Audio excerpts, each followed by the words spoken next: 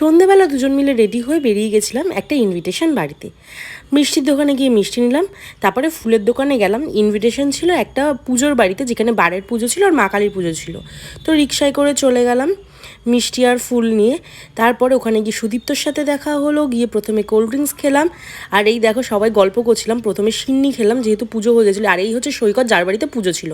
আবার cold drinks খেলাম। আর এই হচ্ছে সৈকতের দাদার ছেলে, কি কিউট, কি বলবো, কি মিষ্টি করে মুখের দিকে তাকিয়ে থাকে, কি ভালো লাগছিল।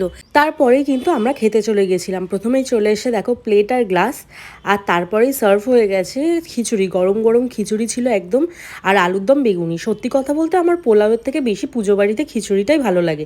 এখানে কিন্তু জিমের সব স্টুডেন্টরা ছিল প্রায়, আর সবার সাথে একসাথে বসে খাওয়ার মজাই আলাদা গল্প করতে করতে।